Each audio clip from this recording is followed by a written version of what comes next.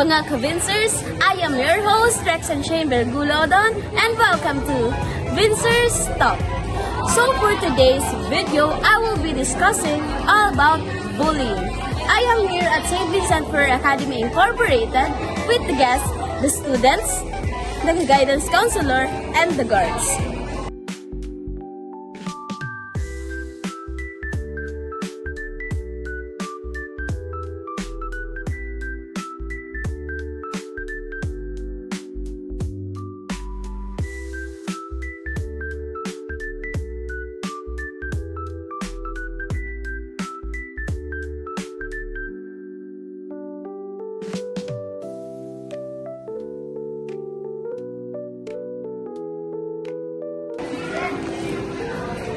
So for now, we'll be proceeding at the school's library to welcome our guests.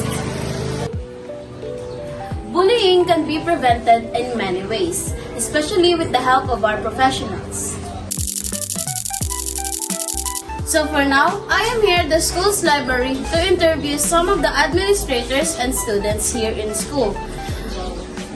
So here we are at the St. Vincent Ferrer Academy Incorporated's library, and please welcome our first guest, Miss Micaela S. Lopez, one of the students here at the St. Vincent Ferrer Academy Incorporated. Woo! We can now sit down, ma'am. So ma'am, can you please introduce yourself? I'm Micaela S. Lopez, 17 years old from Barangay Zalwa, Cobatin, Leyte. I'm a senior high school student. So for today's discussion, ma'am, we will be talking all about bullying. So, di ba bullying talaga can really affect the mind of someone, especially to you, a student here. I have a questions for you all about our topic for today, okay? So, ma'am, let me just ask you if ilang years ka na nag-school dito? 13 years po. Oh, so matagal-tagal na rin. So, in your 13 years of, napag-school dito, ma'am, na-experience ka na po ng bullying here? Yes po.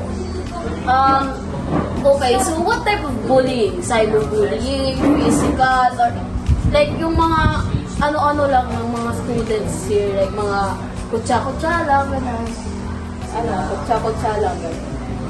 Okay, so, in that way of bullying, naka-experience ka na nasira yung mental health mo, like umiiyak ka na, gabi-gabi, sa ganyang mga scenarios na nangyayari sa'yo, na-experience mo na ba yan? Yes po. Madami na. Ma'am, can you share a story of you nga there is some scenario or experiences na dinil mo dito habang nag-aaral ka about bullying? Dati noong grade 6 ako, sinusulatan nila yung mga papel ng masasamang salita. Binabato nila sa akin. Siyempre, hindi maiwasan din maiyakan. Kasi sweet, nakakasira siya ng mental. Ganyan talaga. In the first place, if hindi na nag-uukol yung bullying, magandang environment, especially na sa classroom nyo, sa school nyo. Pero, once na mag-occur yan, syempre nakakasira ng mental health kasi yung mind natin nag-overthink tayo na, wala ako, ganito, ganyan. Tapos pagdating sa, may scenario din yan na, diba, pag galing ka sa school, tapos dadating ka sa bahay nyo, syempre di mo maiwasan isipin na, ganito, sa bahay, masaya, walang nag-ano sa akin dito. Pero sa school, ang daming mga klase ko, ganito. Siyempre, di mo maiwasan yan, di ba? So,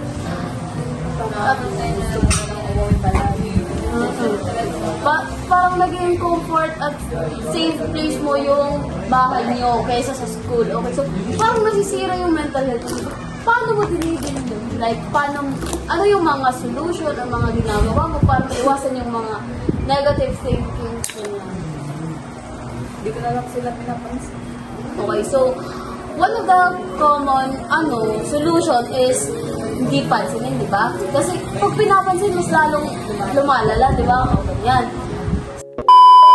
For our last question, ma'am. So, ano yung mapapayo mo or masasabi mo sa mga students or mga tao, hindi lang students, sa mga tao nakaka-experience ng bullying. So, ano yung mapapayo mo sa kanila para maiwasan nila yung mga negative na pag-iisip, para di maapektuhan yung mental health nila, gaya ng sabi mo, okay.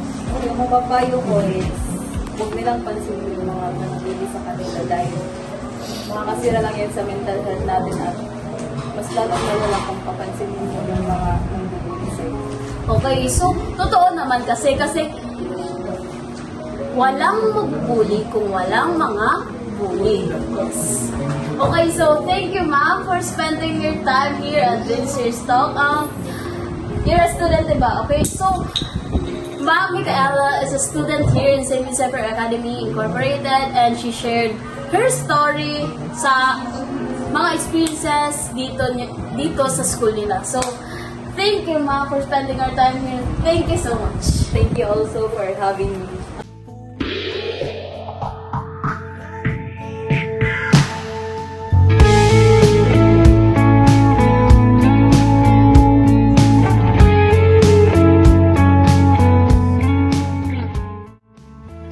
Sabi nila, sa bawat tasa ng kape, may kwento, may tamis ng simula, may pait ng paalam. Pero kahit natapos na, may isang pangakong inuman. Same time, same table for the last cup of memories. Hihilom ang sugat na gawa sa pagmamahalan.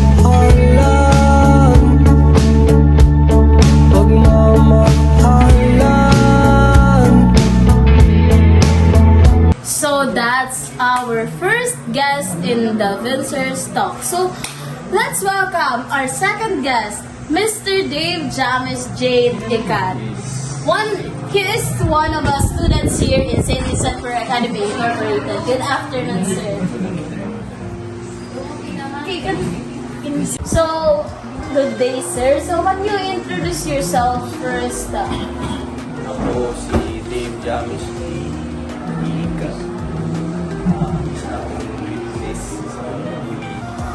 Okay. Na inimbitahan tayo para tanungin ang aking mga nasaksiyan sa pamumuhay. Okay, so, you're basically a student here, di ba? What grade are you? Buwan na ako. Grade 12. Okay, so, gaya nung ating first guest, he is also a grade 12 student. So, we have several questions, especially sa first guest natin. Ang daming mga tanong natin all about bullying. Kasi yung bullying, di ba, actually, naka-experience ka na ba mo bullying? Oo. Sila tayo. Okay, so, before tayo pupunta sa mga deep questions, can I ask, first is, ilang years ka na nag-school dito? Kasi simula ako dito grade 6. Okay, 10 years. So, matagal-tagal rin. So, in your 10 years here, so, pwede bang magtanong if naka-experience ka na ng bullying? So, in what type of bullying na naranasan mo? Like cyber, online ba? Or physical? Or sa classroom nyo, mga kutsa-kutsa ng mga kaibigan mo? Ganyan. Ano? Physical? So, wow, physical guys, physical. So, can you tell a story or share a story? Baka sabihin mo ko yung bully. No! Yung na-experience mo, okay. So, can you share a story if ano yung nangyari doon sa experiences mo? Nung bagong, kasi mahilig ako, wala pang pagka-kid puro ako branch. Pero yung grade 1, transfer grade 2, grade 3. Hanggang umabot na lang ng grade 6. Siyempre, bago ako dito. Siyempre, hindi naman kilala, tsaka hindi ako dito lumaki. Kaya grade 6. Siyempre, bago ako na. Ayun, medyo napag-prepan. Ako yung napag-prepan. Naranasan. So, sa sadyang nakakalungkot talaga ang experience ni Sir Jamesh dito. So, paano mo nakukup up yung mga ganong experiences? Like, kung nakaka-apekto na ba ito sa mental health mo? Or ano?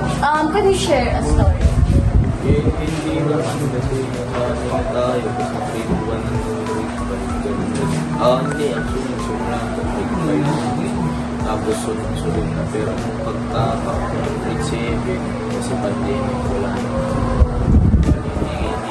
tapos pag grade 8 naranasan ko lang sa junior ano lang sabi kabata. So, ano yung mga bagay na ginagawa mo para ma-cope up yun? Para malampasan mo yun? Kasi sa mga ginagawa ko, kasi wala naman akong magagawa. Papalalo, lugi naman ako. Kasi dati, ang hate ko dati. Tapos mataas sa akin yun. Ako, kaya ko ipasok sa pasipahin. Lugi, wala akong nilalaban dati. Kaya pababayaan na. Okay, so gaya nga ng sabi ni Sir Jamesh, pabayaan na lang. Okay, so that's a common thing to do, di ba? Kasi pag kinukutsa ka ng mga tao or kaibigan mo, ni classmate mo, kinukutsa ka, kailangan pabayaan na lang natin, di ba? Kasi pag pinapatulan, di ba, mas lalong lumalala. So, ganun dapat yung kinukuha. Pero paano kung may scenario na parang sirang-sira na yung mental health mo, parang gusto mo, may times ba or naisip mo ba na parang gusto mo na parang gawin mo rin yung ginagawa nila? Naisip mo ba yun? Ako naman kasi, iba-iba naman kasi tayong klaseng tao. Ako kasi yung klase na mapagpatawad ako. Oo. Nangyayari kasi niya, pag pinuli ako, kinabukasan, parang kinakalimutan ko. So, ganun lang yung nangyayari, paulit-ulit. Tapos, nakausap ko na lang rin. Yung bumubuli sa akin mismo, kinakausap ko na lang rin. Kahit ayaw niya mag-open ng topic, parang gumagawa ko ng parang kaibigan. Kasi wala na lang talaga akong gagawa. Pamalagang ko pa, lalala lang. Tapos, wala, lugi talaga. Okay, so lugi nga, pero paano kung sumusobra na or maraming beses na nila ginawa yun o tapos pinapabayaan mo lang, parang sasabihin nila nga na takot ka, but okay lang ba? Okay lang ba yun? Okay lang ba yun sa'yo? Dati, yun lang yung mga kasi pag kasi hindi na ako dati yung katawan ko parang putol tapos yung umaapi sa akin medyo may naman taas kaya pag nagpuli siya gano'n natin mahilig kasi sila yung ano dati dalawa yan sila yung isa hawakan ako yung isa yun na yung susunod pag sinuntok ako sa ulo, wala akong magagawa. Nalalaman na lang ng parents ko sinuntok na ako. Ngayon sasabihin natin kasi sobra na. Eh ako wala naman talaga akong magagawa. Kasi bakit pag ginantihan ko yan, baka hindi umabot yung kamay ko sa mukha. Okay. So, hindi naman masama naman kasi yung gumante, di ba?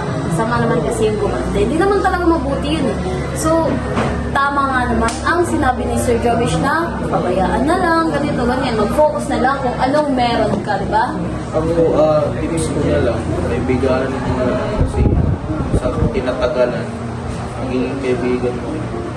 Normal lang. Okay. So, base kay Sir Jamesh, kaibiganin na lang daw yung nabubuli sa kanya. So, okay? You have a point, sir.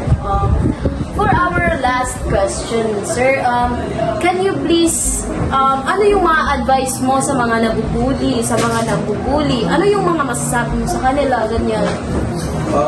Sabihin na hindi ka kilala sa lugar kung saan ka nakikita sa amin, laging transport. Sa'yo, maging as possible talaga, so as possible, maging open ka, maging palakaibigan. Huwag kang huwag kang maging ibang tao, maging sarili ka, maging ikaw ka kasi pag sinubukan mo yung change yung sarili mo, judge ka lang may sarili ka.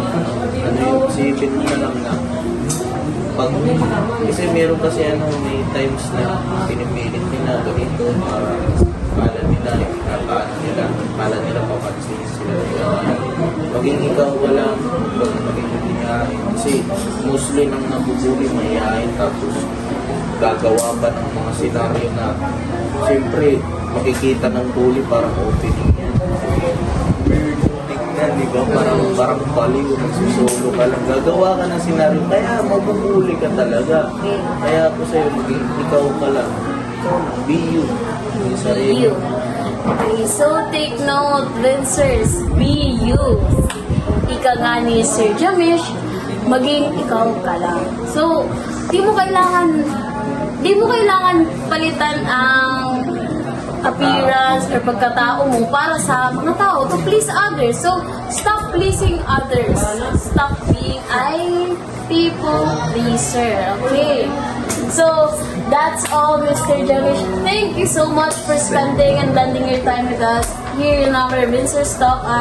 Thank you so much. Ang favorite mong Lucky ni Pansit Canton. May new look.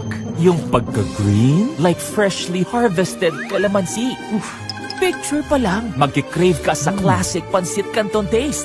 So that's all for our second guest. We will move on to our third guest. Yung third guest natin, actually, he's not a student. Yes, because he is a boy. Isa siyang guard sa St. Vincent Ferrer Academy Incorporated at kasali siya sa ating talk because siya ay isang witness sa isang bullying here sa school. So, let me ask him several questions kung paano niya na-deal yun. Habang nawi-witness niya yung mga ganong scenario dito sa school. So, please welcome Mr. Darwin Abuyin, the school guard here at St. Vincent Ferrer Academy Incorporated. So, good afternoon, sir. We're gonna take our seats. Can you please introduce yourself? Yung pangalan mo, kung anong position mo dito sa school. Yan. Ako si Darwin Abuyin. Tapos ako, guard lang ako sa SDA. Okay, so you're a guard here at St. Vincent Ferrer Academy Incorporated. So, sir, di ba, gaya ng mga characteristics mo doon, naka-experience ka na ba or naka-witness ka ba ng bullying dito sa school? Like, yung ilang years ka na nag-guard dito, sir? 2 years. Okay, 2 years na. So, for 2 years, naka-experience or naka-witness, nakakita ka na ba ng mga students or any other person, kahit hindi students, na nakaka-experience ng bullying dito? Yes. Okay, so for how many times, sir? Madaming beses na ba? Madami na, mga 3 or 4. Okay, so sa mga scenario na yun, ano yung mga nakikita mo, yung madalas mo nakikita, physical or sa online ba? Or sa... Physical. Physical. So, physical parang seryosong bagay ito na pag-uusapan. So, can you tell or share a story? Mag-share ka ng story sa amin kung ano yung nakita mo. Just please don't name drop. Huwag ka magsabi ng pangalan. Mag-share ka ng story. Yes. Hindi dito nag-aaral na sa public school. Okay.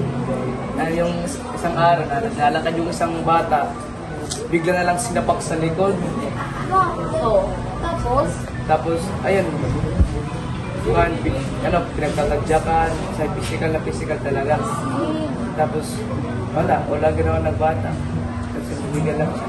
So, sa scenario na yun, may ginawa ka ba? Or may bagay ka ba lang ginawa? Ano yung ginawa mo based sa nakita mo? Ano yung solusyon doon? Inawat ko po sila at sinagsitakbuhan ko yung mga nangbubuli. Okay. Sinabihan ko yung bata, ba't ka nilang sinapak? Pinubuli po ako palagi. Tapos, hindi ko naman kaya gumampi. Palagi po rin ako pinubuli. Yun lang po.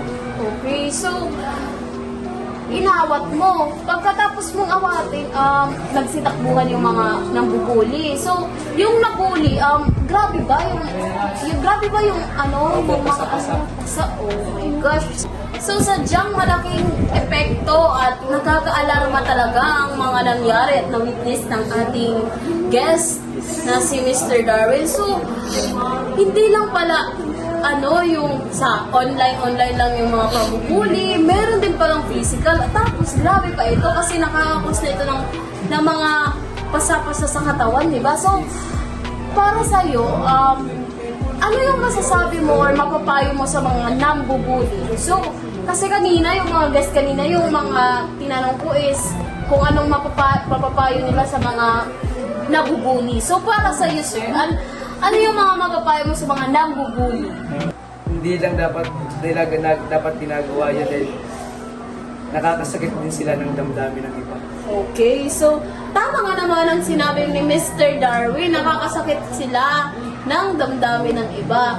So, sa mga nambubuli dyan, sundin nyo yung payo ni Mr. Darwin. So, Mr. Darwin, yun lang ang ating mga questions for today's vlog. Thank you so much for lending our time here and a great welcome from Vincer's Talk. So, that's for our third guest, yung guard dito sa school na to. So, sadyang grabe talaga yung mga story na shinare niya sa amin at na-witness niya mga bullying. So, for our last guest, let's welcome Mr. Luis J. Lopez, the guidance counselor here at St. Vincent Fair Academy Incorporated. Good afternoon, sir. Welcome to Vincer's Talk. We can sit down. So, before we start for the several questions, sir, can you please introduce yourself to us? Ako si Luis J. Lopez, guidance counselor kung paralan na to. 5 years na rin. Okay, so 5 years, medyo matagal-tagal rin. So, sa 5 years na pagiging guidance counselor mo dito, naka-experience ka ba ng mga, di ba, yung mga guidance counselor, nakatambay lang sila sa guidance office, di ba? So, meron bang scenario na yung teacher advisors may dinadala silang students sa inyo para ayusin yung isang scenario na nagawa doon, like may na-encounter ka na ba na bullying yung topic nila? Okay, so nakailang beses na, medyo marami na. Okay, 5 years ba naman? Siyempre marami yan. So, can you share a story or may story ka ba na pwedeng i-share sa akin na may scenario ka na ganito, ganyan? May isang teacher na nagdala sa akin na grade student dahil nagsuntukan daw sila ng isa pang estudyante sa grade 10. Okay, so suntukan, medyo parang physical yun, di ba? So, ano daw yung cause ng bakit nagsuntukan sila, ganyan? Dahil may ibang mga estudyante na parang nasulsulan na sila. Okay, sinusulsulan. So, yung sulsulan yun, parang sa, before mag-start yung away nila, parang walang bullying na naganap, or meron? Binuli kasi siya ng isang estudyante at parang nilumba. Tapos, bigla niyang sinantok. Ayun, bawal. Okay, so parang binuli mo muna. So may scenario na bullying before mag-occur yung suntukan. Okay, so, sir, ano yung mapapayo mo sa mga nabully? Sa mga students na parang gumagawa ng ganong scenario, ano yung... Ang mapapayo ko lang sa mga nambubuli ay hindi nila ulitin pa para wala ng tao. Okay, so, napaka-common ng mga nangyayari. So, wag na nilang ulitin yung ginagawa nila sa mga nambubuli dyan. So, sana sundin nyo si Mr. Luigi, yung mga payo niya. So, yun lang po. And thank you so much for lending your time with us here sa Vincer's Talk. Thank you, sir. So, that's all for our guest, our esteemed guest. Thank you so much and Thank you so much to the school, St. Vincent Ferrer-Hanif Incorporated for the quick talks, quick interview with some of the administrators and students here in this school. So, thank you so much for watching Vincer's Talk. Again, I am your host, Rexen Shane Bergulaudon, and that's all for today's video. Thank you for watching. Bye!